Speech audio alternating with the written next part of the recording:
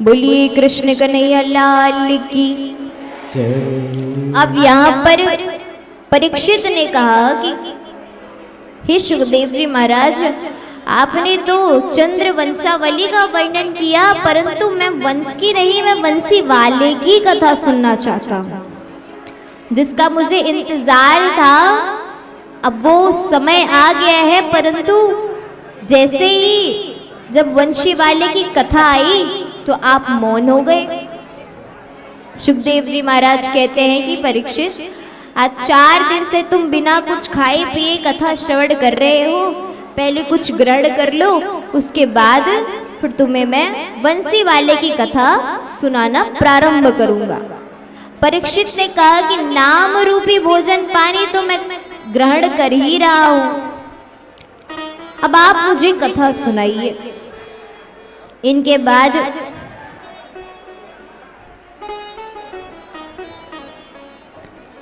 सुखदेव जी महाराज कथा सुनाना प्रारंभ करते हैं और बताते हैं कि मथुरा के जो राजा थे, राजा उग्रसेन, बहुत ही धर्मात्मा थे, लेकिन इनका जो बेटा हुआ कंस, कहते हैं कि जब पवन रेखा गर्भ से थी, उग्रसेन जी की पत्नी पवन रेखा जब गर्भ से थी, तो पवन रेखा जब वन भ्रमण कर रही थी तो उस समय एक असुर की छाया उस पे पड़ गई थी। इसी कारण कंस जो है वो अत्याचारी बन जाता है। अब यहाँ पर उग्रसेन महाराज तो बहुत ही धर्मात्मा थे, लेकिन इनका जो बेटा था कंस, कहते कि कसी हिंसायाम, धातु से कंस शब्द बना, अर्थात हिंसा में ही जिसकी स्वाभाविक अभिरुचि हो वो है कंस। मार काट, लड़ाई झगड़ा जिसे बेहद पसंद हो वो है कंस। कृपया सभी इधर कथा में ध्यान दें और शांति बना करके रखें, बातें मत करिए। आप घर जाके बातें करते रहिएगा, अभी कुछ ही समय है तो उस पे कथा पे ध्यान दें।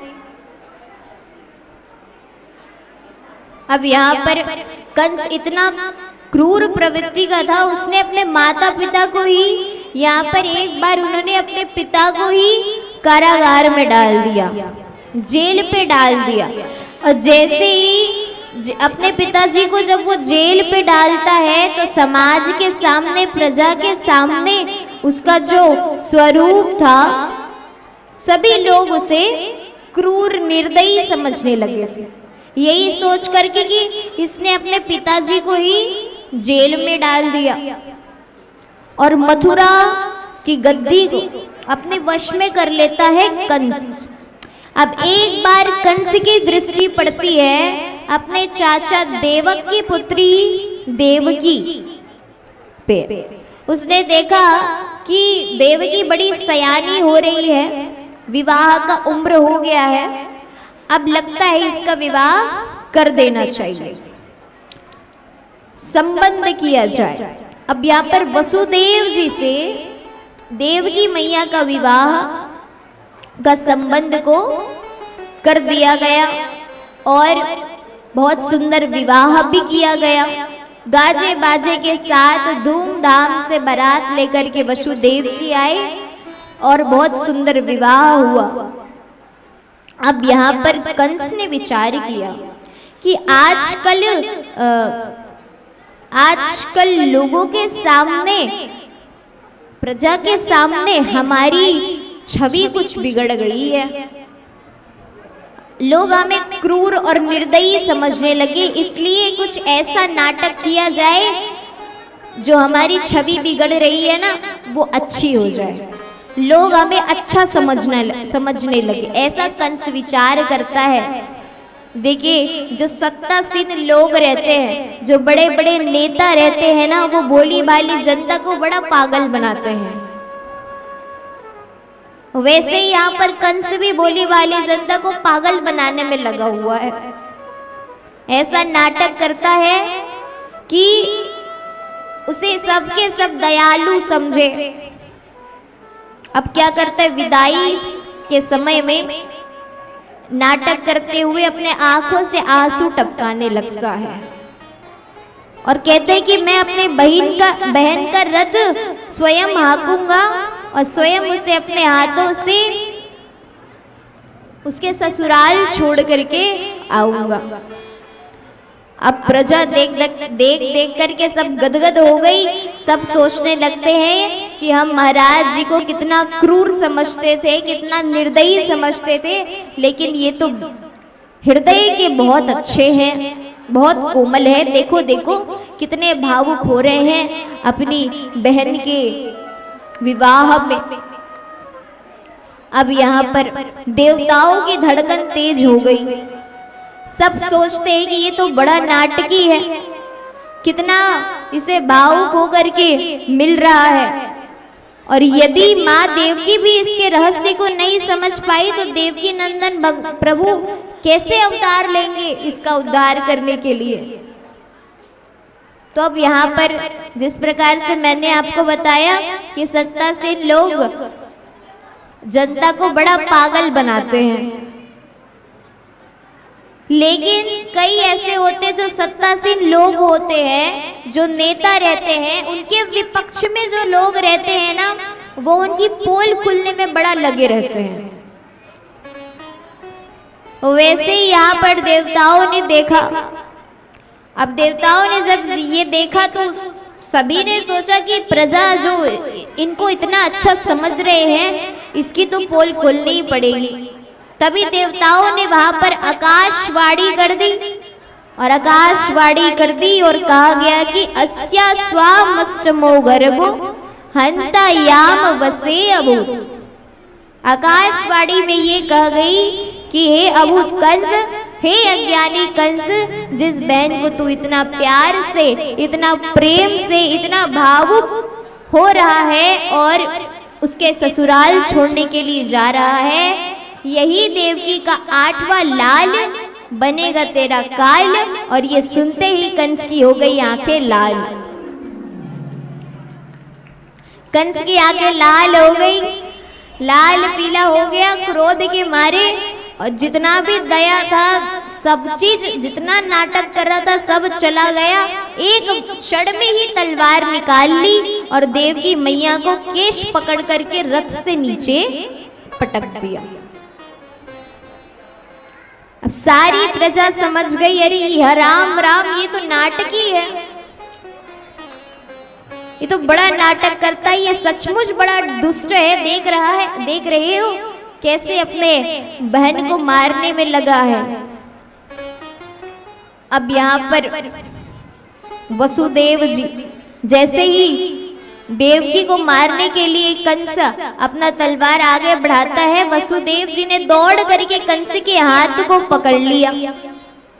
वह है पति।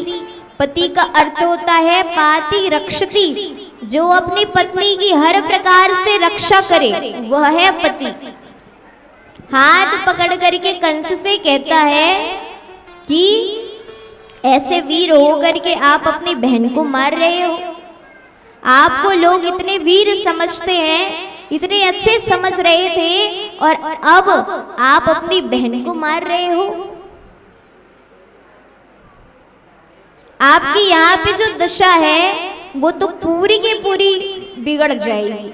कहा जाता है कि पुरुषों को कभी भी स्त्री जाति पर हाथ नहीं उठाना चाहिए, तो तुम कैसे वीर हो? ये केवल स्त्री नहीं, ये तुम्हारी बहन है, छोटी बहन। और इस समय सुहागिन वधू का, नव वधू का, वो भी तुम वध कर रहे हो। इसे तुम्हें आशीर्वाद देना चाहिए, तुम इसे मारने के लिए तैयार हो। कितना बड़ा कलंक हो जाएगा। वसुदेव जी समझाते हैं, कहते कि आप तो दयालु हो महाराज, कुछ तो दया करो अपनी बहन पर।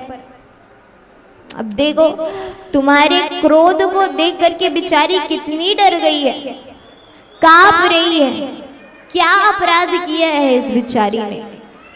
कंस ने कहा वो सब तो ठीक है वसुदेव, लेकिन ये मेरे काल को जन्म देगी। वसुदेव जी ने कहा कि ठीक है, आपको इसके काल से डर है ना, इसके संतान से डर है, तो मैं आपको वचन देता हूँ कि देवकी के जितने भी पुत्र होते जाएंगे मैं आपको ला करके उसे दूंगा, क्योंकि आपको देवकी से भय है। यहाँ पर आपको देवकी नंदन से भय है, देवकी के पुत्र से भय है, देवकी से कोई भय नहीं है। आप इसे क्यों मार रहे हैं? अब यहाँ पर वसुदेव जी सत्य प्रतिज्ञ थे, तो कंस ने बात समझा, लेकिन कंस ने कहा कि ठीक है, ये मेरी बहन है, सबके सामने इसे मारना उचित नहीं होगा। ठीक है वसुदेव, तुम्हारे वचन को सुन करके मैं इसे छोड़ रहा हूँ, और जितने भी बालक होंगे तुम्हें मुझे सौंपने होंगे, मुझे स्वीकार है। और लेकिन कहा कि जब तक के बालक ना हो जाए तब तक के तुम दोनों को मेरे बंदी गृह में रहना होगा। और दोनों को, देवकी जी और वसुदेव जी दोनों को कंस ने बंदी गृह में डाल दिया, बंदी गृह में डाल दिया।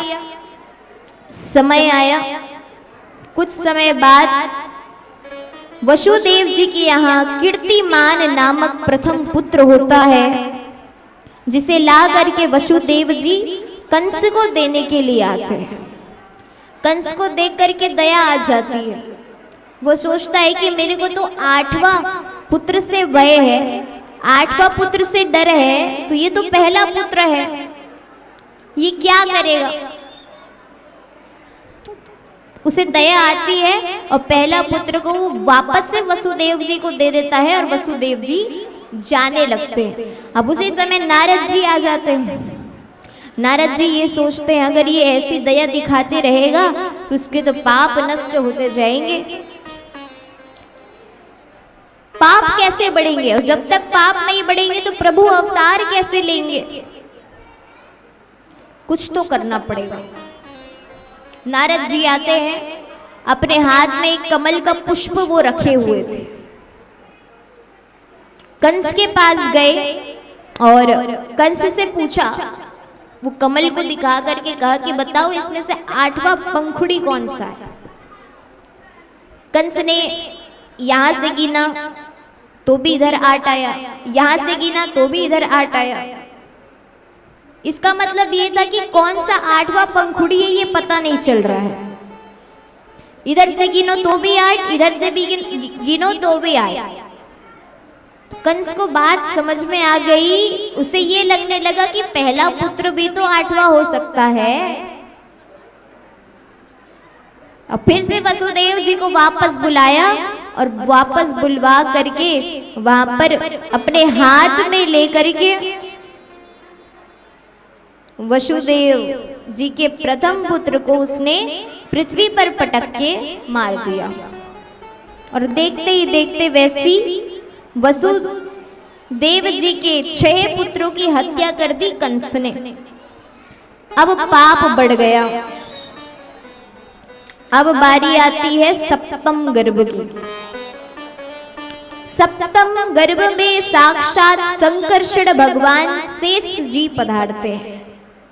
त्रेता युग में शेष जी महाराज लक्ष्मण बने हुए थे, राम जी के छोटे भाई।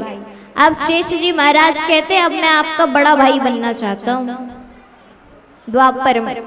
इसीलिए पहले शेष जी पधारते हैं सप्तम गर्भ।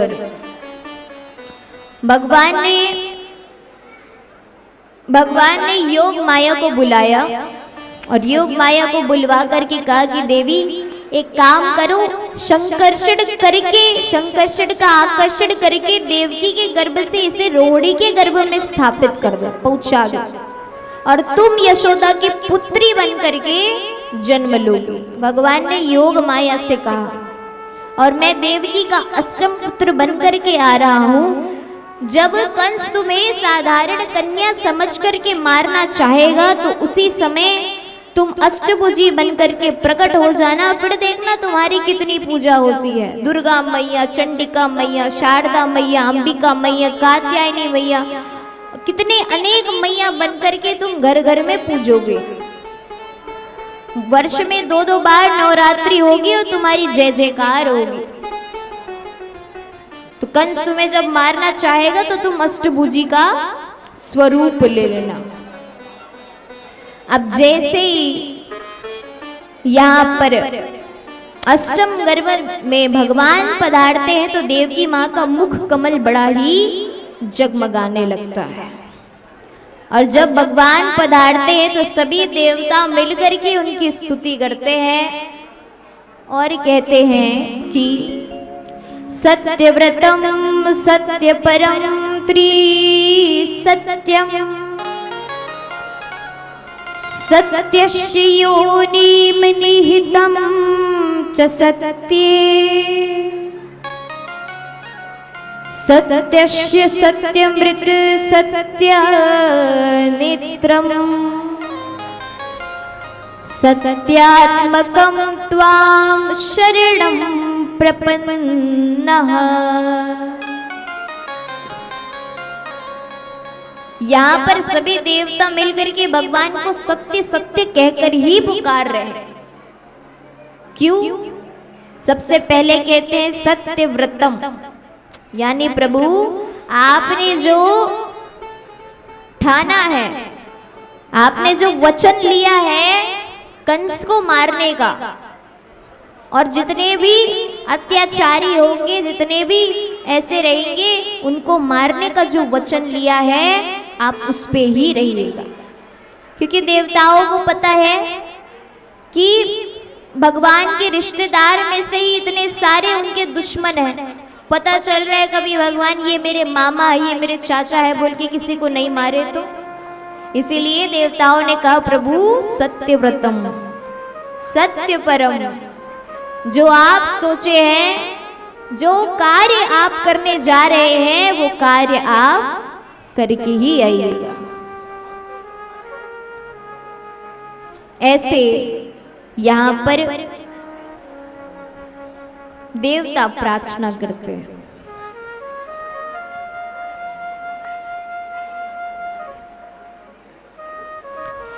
भगवान का मुख कमल इतना सुंदर है, उनका स्वरूप इतना सुंदर है। अभी तक के तो भगवान आए नहीं हैं, लेकिन जिस प्रकार मैंने आपको बताया कि जब वो देवकी मैया के गर्भ में आए तो देवकी मैया का मुख कमल जगमगाने लगा। अब जैसे हमारे यहाँ बिहारी जी बैठे हुए हैं, अब आप इनको ही देखोगे तो पूरा ऐसा लगेगा कि इतने सुंदर भगवान कैसे हो सकते हैं। और अभी तक के भगवान आए नहीं है, हमने देखा नहीं है, लेकिन हमारे मन में ऐसा है कि भगवान बहुत सुंदर होंगे, बहुत प्यारे होंगे। भगवान सदैव मुस्कुराते रहते हैं, सदैव, और उनकी मुस्कान ही हमें यही सीख देती है कि जीवन में चाहे सुख हो या दुख हो सदैव मुस्कुराते रहो। और जब एक बार प्रभु मुस्कुराते हैं तो हम उनकी